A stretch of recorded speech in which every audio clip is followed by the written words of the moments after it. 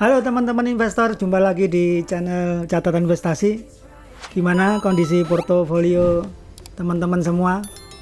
Wah, pasti banyak yang happy ya di bulan Januari yang katanya Januari efek ini. Nah, di video kali ini saya ingin membagikan satu tema yang masih hot ya teman-teman, masih segar dan istilahnya belum terlambat teman-teman untuk mulai masuk di apa yang saya akan sampaikan ini. Judulnya yaitu SWF dan vaksinasi. Saham apa yang prospek teman-teman? Oke, saksikan dulu setelah yang satu ini.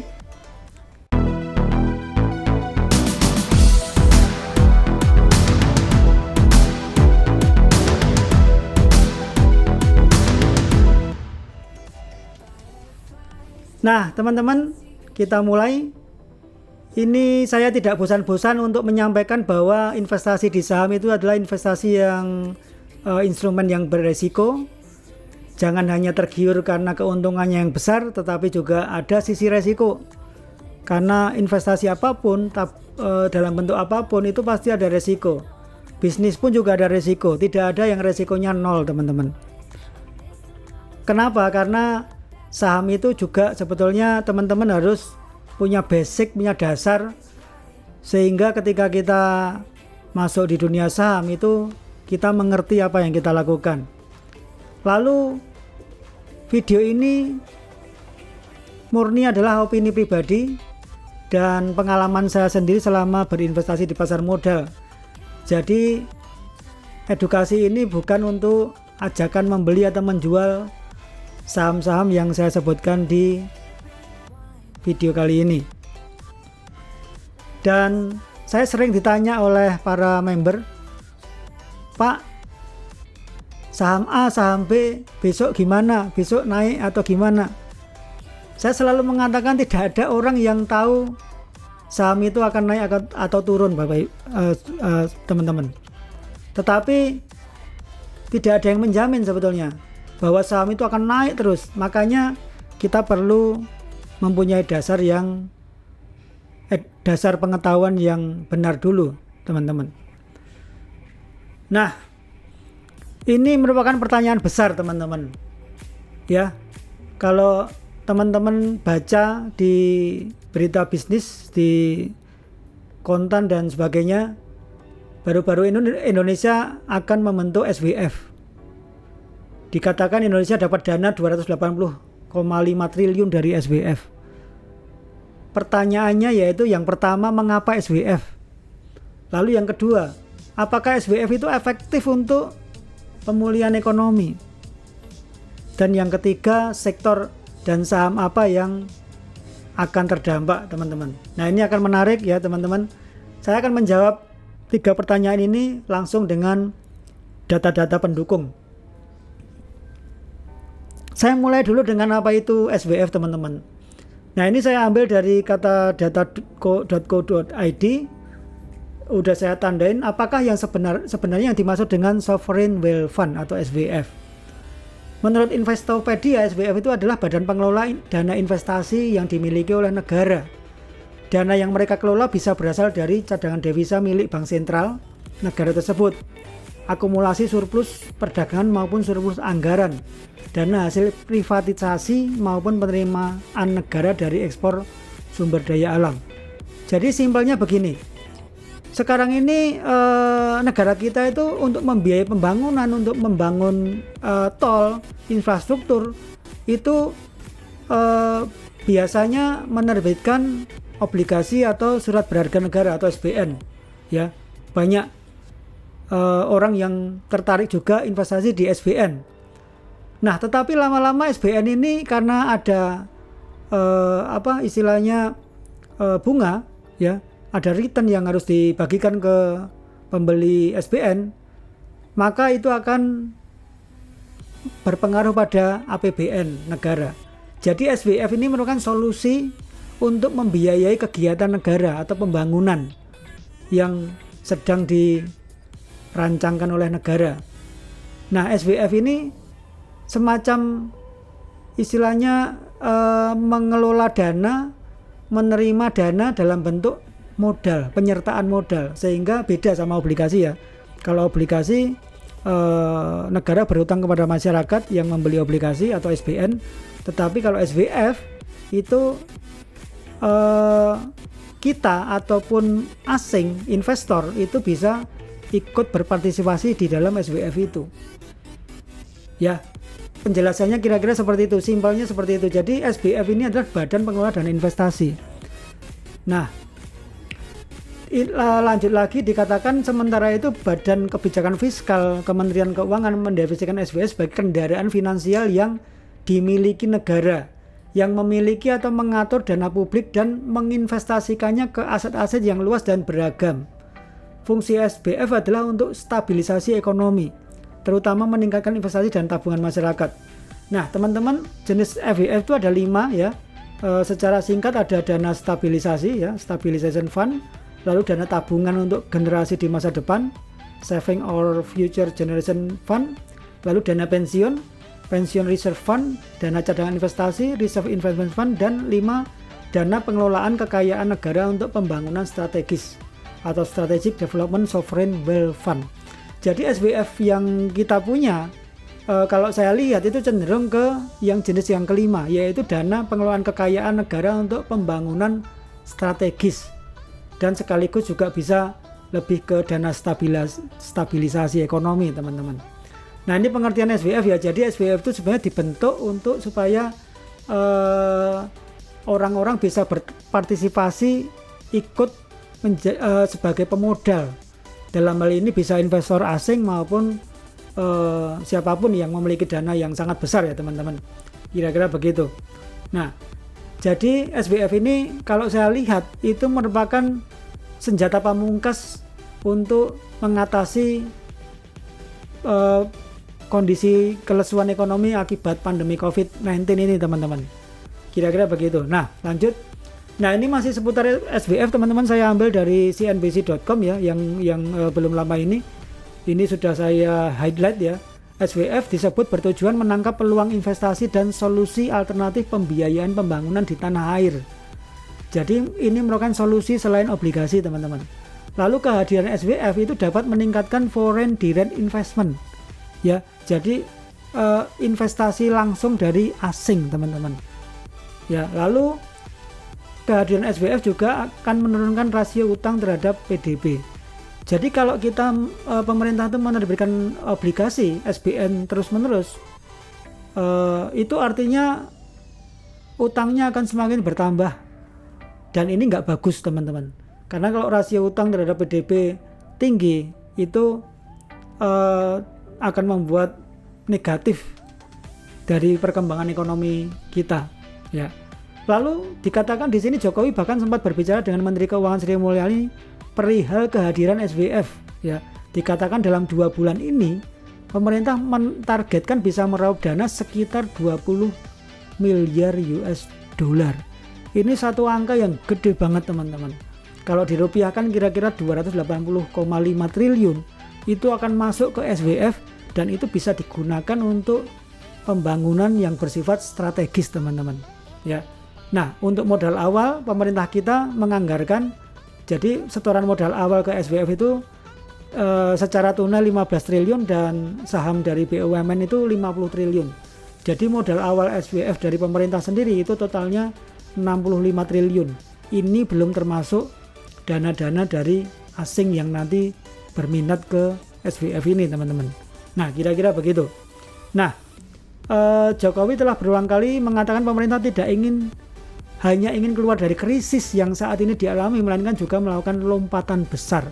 Jadi lompatan besarnya ini berupa SVF dan vaksinasi, teman-teman. Nah, tapi nanti kita akan bedah lagi ya, saya akan ulas lagi. Ternyata 2 hal ini juga ada kendala-kendala. Seberapa besar kendala itu, teman-teman? Lanjut. Nah, ini saya sampaikan dulu data 10 SVF terbesar di dunia. Jadi sebelum Indonesia punya SVF, sebetulnya Indonesia ini bukan yang pertama membentuk SVF ya. Istilahnya terlambat begitu, teman-teman. Nah, ini 10 negara dengan SVF terbesar di dunia. Ada Norwegia ya, nomor 1, lalu China nomor 2, China ini ada banyak ya, dia ada 1, 2, 3, 4. Jadi dari 10 ini dia ada 4 ya teman-teman yang punya SVF dengan jumlah tertentu, yang termasuk terbesar, 10 terbesar teman-teman. Lalu peringkat 3 ada Abu Dhabi Investment Authority, yaitu Uni Emirat Arab ya, ada negara Kuwait ya, lalu ada Singapura ya, GIC Private Limited. Singapura sendiri punya 2 termasuk Temasek, lalu ada Qatar ya.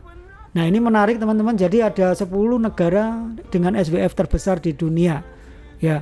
Nah Indonesia baru akan dibentuk, baru akan jalan di bulan Januari ini ya. Jadi ini merupakan sebetulnya informasi yang sangat sangat menarik untuk kita cermati sebagai investor di pasar modal teman-teman. Nah data ini saya peroleh dari Statista bulan Desember 2019 ya, ini data terbaru ya teman-teman. Nah dikatakan ini beritanya ya masih nyambung dengan grafik tadi. Jadi Indonesia berencana membentuk Sovereign Wealth Fund atau Badan Usaha Pengelola Investasi Negara dengan bantuan Uni Emirat Arab teman-teman. Jadi waktu itu Pak Jokowi bertemu dengan putra mahkota Abu Dhabi ya. Dari hasil kesepakatan ini maka kita dibantu untuk membentuk SVF, kira-kira begitu teman-teman ya. Oke lanjut. Nah sekarang vaksinasi teman-teman. Kalau SVF tadi sebetulnya tidak ada kendala yang besar ya, karena ini akan segera direalisasikan. Bahkan CEO dari SVF segera akan dibocorkan ya. Sebagai bocorannya sebetulnya tokoh CEO yang akan dipilih untuk mengetuai SVF ini itu berasal dari kalangan muda ya. Sementara yang membantu CEO nanti adalah orang-orang profesional yang senior, yang punya pengalaman secara spesifik gitu teman-teman. Nah ini sekarang vaksinasi. Mengapa nih pemerintah kita mengambil Sinovac ya pertama kali ya? Karena setelah itu seperti kita ketahui tidak hanya Sinovac yang kita ambil vaksinnya, yaitu juga dari Moderna, dari Pfizer ya. 3 produsen itu yang akan kita pakai untuk vaksinasi ya. Nah tentu saja ada banyak hal kenapa pemerintah mengambil Sinovac. Dari berita yang saya perhatikan itu karena Sinovac ini memiliki keunggulan, yaitu dalam hal distribusinya itu lebih mudah karena tidak memerlukan suhu minus yang terlalu tinggi teman-teman. Ya itu saya tidak terlalu paham dengan itu ya, tetapi itu sekilas saja. Lalu apakah vaksinasi itu merupakan jurus juga nih untuk pemerintah kita memulihkan ekonomi ya? Apakah merupakan jurus yang terbaik atau jalan yang terbaik? Lalu yang ketiga yang penting yaitu sektor dan saham apa yang terdampak teman-teman dengan adanya SVF dan vaksinasi ini. Nah, saya akan sampaikan dulu nih seputar vaksinasi ya teman-teman. Ini saya ambil data dari Ipsos ya, tanggal 4 September 2020. Ini alasan orang tak mau gunakan vaksin COVID-19 teman-teman ya. Ya, jadi alasannya macam-macam. Jadi vaksinasi itu sendiri di awal-awal itu menghadapi satu kendala. Salah satunya yaitu ada sebagian orang yang pro dan ada sebagian orang yang kontra. Dan orang yang kontra ini punya alasan, orang yang pro juga punya alasan tertentu. Nah, dari hasil survei Ipsos ini mengatakan bahwa nanti tidak akan kalau vaksin sudah tersedia itu tidak akan menggunakan COVID-19 jika nanti telah tersedia. Nah, kenapa? Alasan yang pertama 56% ya itu khawatir dengan efek samping dari vaksin teman-teman. Ya dia khawatir karena ini wajar karena vaksin baru ya, sesuatu yang baru yang kita belum tahu apakah ini nanti ada efek samping atau bagaimana ya. Biasanya orang terkait dengan vaksin baru itu cenderung akan bertanya-tanya seperti itu. Lalu yang ada 29% yang mengatakan ya berpikir bahwa wah takutnya vaksin ini tidak efektif ya. Lalu ada yang mengatakan 19% tidak beresiko terinfeksi COVID. Ya ini orang yang pede ya nih ya. Dia mengatakan tidak beresiko. Lalu tidak setuju vaksin secara umum 17% dan lainnya 19% teman-teman. Ya ini singkat aja ya. Di samping orang yang tak mau menggunakan vaksin, tetapi ini bagaimana dengan negara kita? Karena ini survei yang dilakukan oleh Ipsos ini respondennya dari sebentar nih.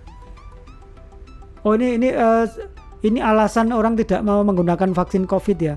Hanya ini survei yang dilakukan di Indonesia ya. Nah, lalu bagaimana dengan kita ya?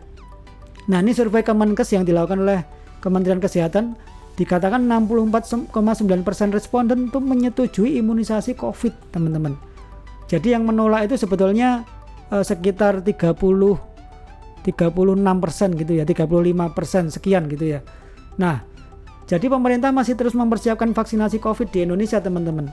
Nah, tapi ini sebetulnya vaksinasi ini, kalau lihat dari data ini sih sebetulnya kendala ini akan terus dibenahi ya, teman-teman. Dan kalau lihat persentasenya masih positif kira-kira ya, karena sebagian besar masih di atas 50% tuh setuju untuk diadakan vaksinasi, kira-kira begitu. Nah, ini pertanyaan yang ketiga, sektor apa nih yang terdampak ya? Dari hasil analisa saya, dari hasil riset saya, ada 5 sektor yang akan terdampak dengan adanya SWF maupun vaksinasi ini, teman-teman. Yaitu sektor pertama yaitu properti, real estate, dan building construction, teman-teman. Lalu yang kedua itu infrastruktur, utilities, dan transportation. Sektor ketiga yaitu basic industry dan chemicals. Sektor keempat finance, dan sektor kelima trade, service, and investment. Ya, saya rasa dari analisa saya 5 sektor ini yang akan sangat terdampak sehingga nanti sahamnya kira-kira akan terbang, kira-kira begitu, teman-teman. Nah, sekarang sektor saham yang prospek ya. Saya mulai dulu dari building construction, teman-teman. Nah, building construction ini saya ambil 5 ya, yaitu WSKT, Wika, PPRO, ADI, dan ACST. Ya, ini saham-saham BUMN ya, teman-teman, kecuali ACST.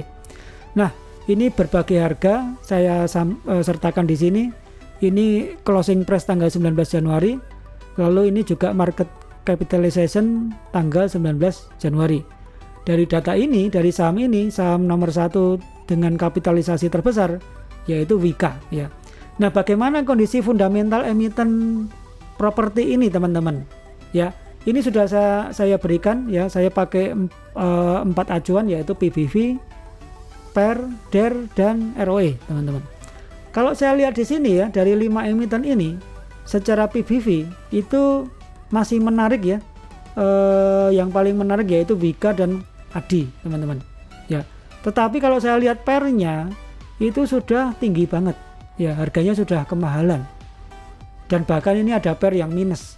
PER minus itu artinya perusahaan membekukan rugi bersih, teman-teman.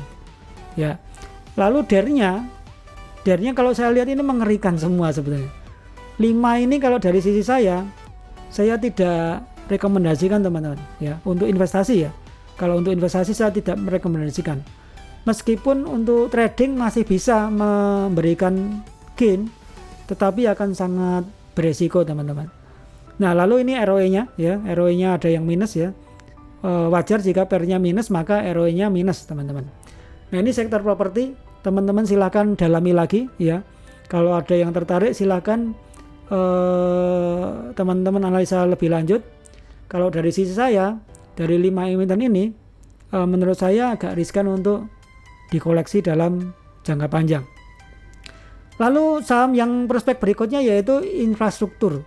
Jadi dengan adanya SWF dikatakan itu nanti untuk pembangunan infrastruktur jalan tol, teman-teman. Makanya ini saya ambil 5 emiten yang bergerak di bidang jalan tol.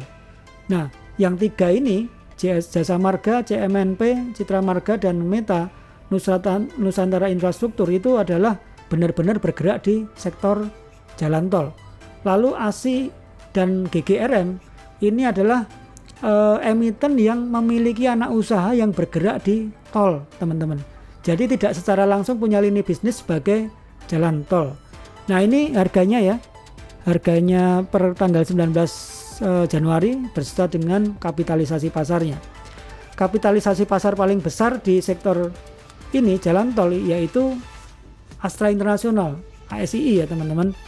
Nah, ini kondisi fundamental dari 5 emiten ini, teman-teman. Kalau saya lihat di sini ya, CMNP itu PBV-nya menarik, teman-teman. Bahkan hutangnya juga kecil dan ROE-nya memang belum double digit tapi lumayan, teman-teman. spare-nya juga masih murah, ya tergolong murah. Lalu secara umum sebetulnya PBV-nya masih menarik ya, kecuali Jasa Marga ya. Karena Jasa Marga ini selain PBV-nya juga udah PER-nya tinggi, DER-nya juga tinggi teman-teman, rasio hutangnya tinggi, terlalu riskan untuk kita invest ya. Nah, tersisa yaitu sebetulnya kalau saya lihat di sini ya ASI dan GRM ini teman-teman. Walaupun secara tidak langsung dia secara fundamental masih cukup oke ya. Bahkan ini oke banget ya kalau DER-nya kita lihat di sini ya. Nah, khususnya yang Meta ini dia sudah agak kemahalan, tapi kalau untuk CMNP itu masih menarik ya, cukup sehat karena DER-nya di bawah 100% dan ROE-nya juga masih tumbuh positif teman-teman. Silakan teman-teman dalami lagi emiten-emiten ini. Dan kalau kita lihat SWF sudah ada selentingan dari tahun lalu ya, dan Januari ini benar-benar akan mulai berjalan teman-teman, dan dalam waktu dekat CEO-nya akan segera diputuskan teman-teman. Itu artinya kalau kita masuk sekarang sebetulnya itu belum terlambat sekali teman-teman. Lanjut teman-teman, ini data saya ambil dari RTI ya teman-teman. Nah, berikutnya saham dari sektor basic industry. Kenapa ini saya katakan akan terdampak? Karena nanti pembangunan infrastruktur, pembangunan jalan tol itu pasti membutuhkan baja teman-teman. Nah, ini emiten-emiten yang memproduksi baja. Nah, emiten ini saya ambil 3 ini ya, ISSP, Keras, dan Beton ya, BTON ya.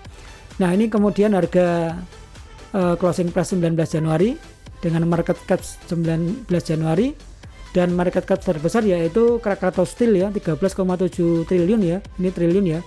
Lalu yang terkecil yaitu Beton ya, dia di bawah 1 triliun atau 213 miliar. Nah, bagaimana fundamentalnya? Kalau saya lihat di sini fundamental yang menarik yaitu ISSP dan Beton ya.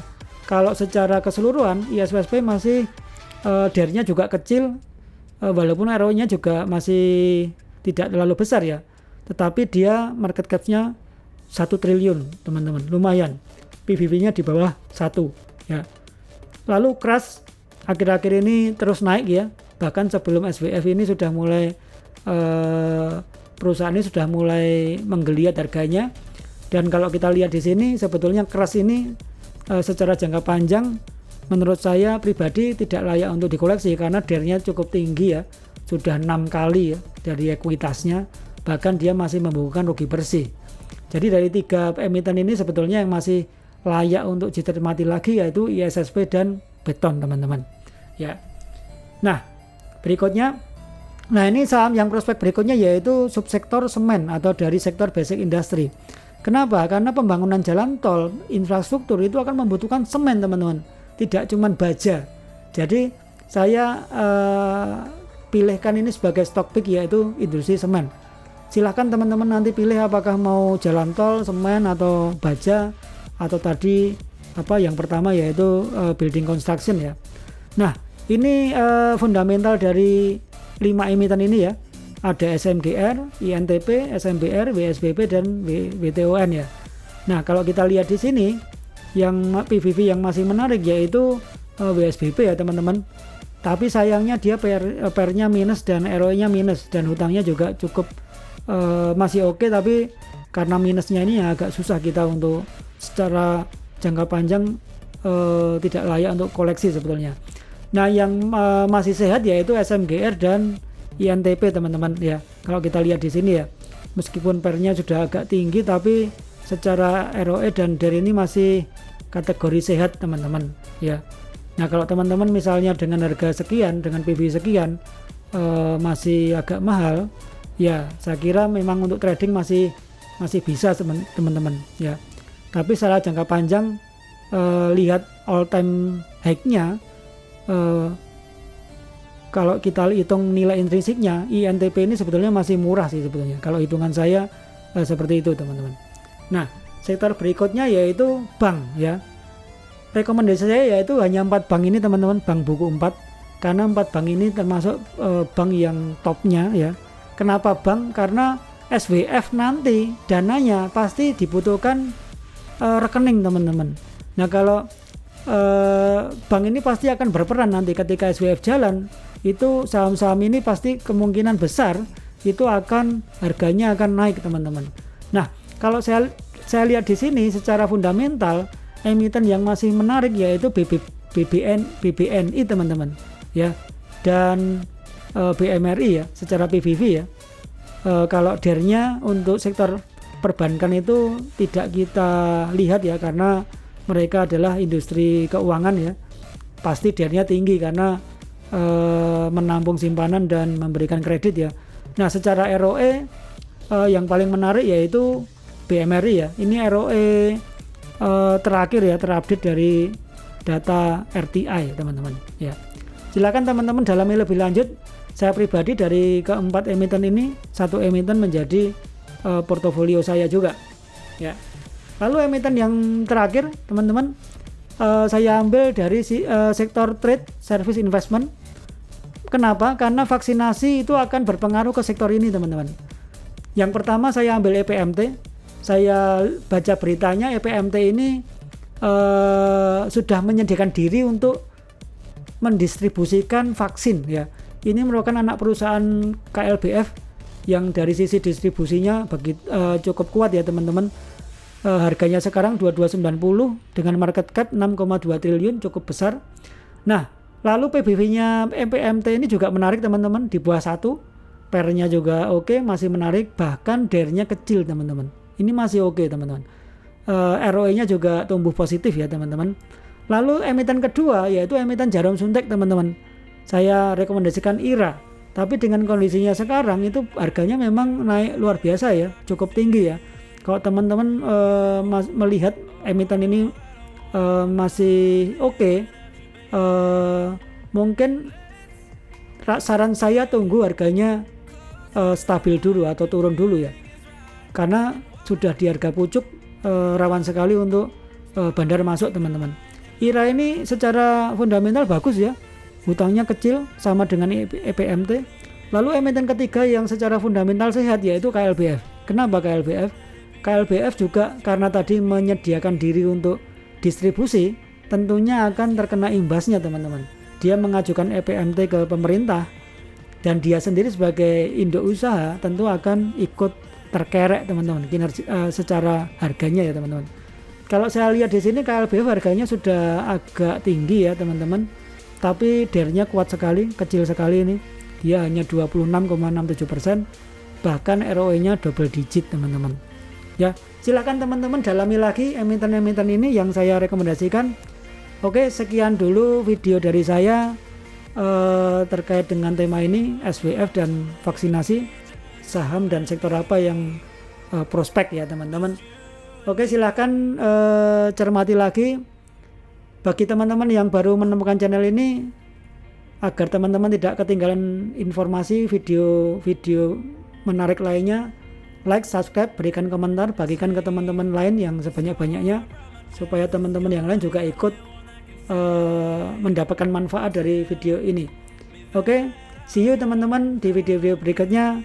Salam investasi, salam cuan selalu.